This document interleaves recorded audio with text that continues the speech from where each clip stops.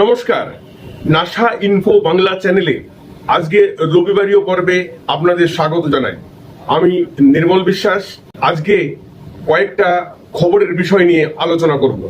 তার মধ্যে প্রমুখ বিষয় হচ্ছে যে ভারতের যে জাতীয় গান বন্দে মাতরম, কয়েকদিন আগে যে সংসদে একটা বিল পাশ হয়েছিল যে বন্দে মাতরমকে অবমাননা করলে 3 বছরের জেল হবে। তো এই ব্যাপার নিয়ে আজকে বিশেষ আলোচনা, কারণ কংগ্রেস নেতা নেত্রী যেমন রাহুল গান্ধী, তার মা সোনিয়া গান্ধী এবং কংগ্রেসের সর্বভারতীয় অধ্যক্ষ মল্লিকা অর্জুন খাড়গে, তারা এই ব্যাপারটি একদম সম্পূর্ণ অবমাননা করেছেন আমাদের এই বন্দে মাতরম গানটিকে। এই ঘটনাটি হয়েছে 15ই আগস্টের দিন। 15ই আগস্টে সকালবেলায় আমরা যখন মোদিজির ভাষণ শুনছিলাম লাল কেল্লার প্রাচীর থেকে, মোদিজি দেশকে সম্বোধিত করছিলেন, ঠিক সেই সময় কংগ্রেসদের যে দিল্লির কেন্দ্রীয় কার্যালয় আছে ইন্দিরা ভবন নামে, সেখানে একটা অনুষ্ঠান করছিল এই স্বাধীনতার বিষয়ে পতাকা উত্তোলন এবং তাদের নানাবিধ অনুষ্ঠান।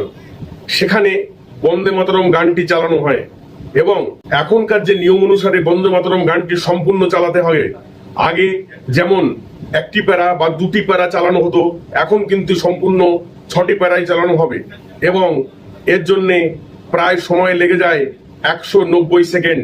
এবং সেই সময় একদম সাবধান, আমরা বলি না সাবধান বিশ্রাম, সেই ধরনের সাবধান হয়ে দাঁড়িয়ে সেই গানটিকে শুনতে হয় এবং সেই গানটিকে গাইতে হয়।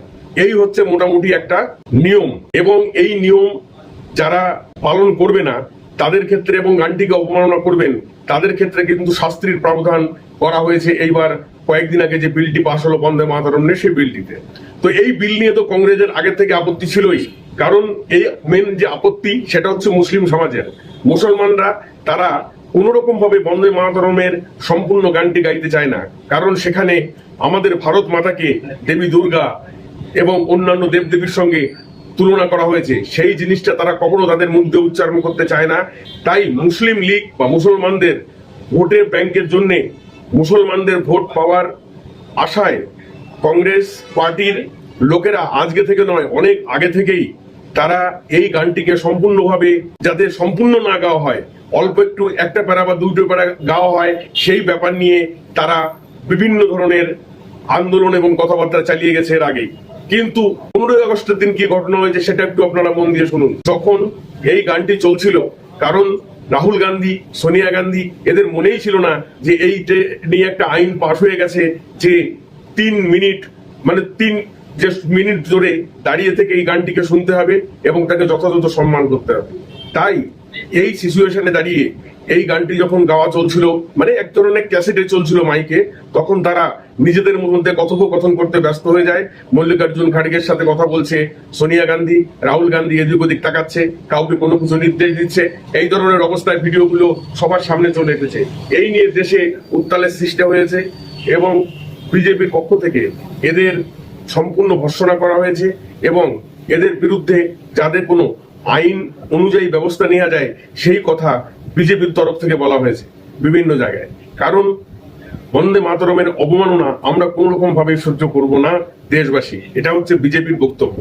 তো এটা যখন কংগ্রেস এরকম একটা ব্যাপার করেছে, তখন তাদের কি উচিত ছিল যে সম্পূর্ণ কংগ্রেসের মুখপাত্র হোক বা কংগ্রেসের অন্য কোনো বড় নেতা তারা ক্ষমা চাইতে পারত।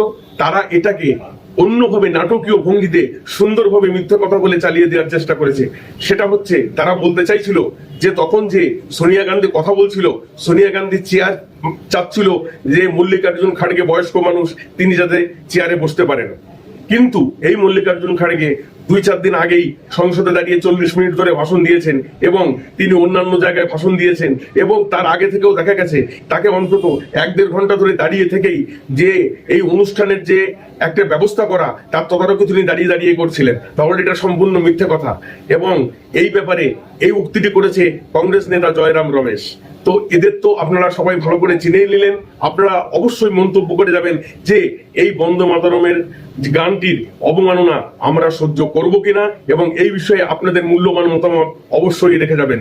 আর আমার এই চ্যানেলটি যদি আপনাদের ভালো লাগে অবশ্যই সাবস্ক্রাইব করবেন।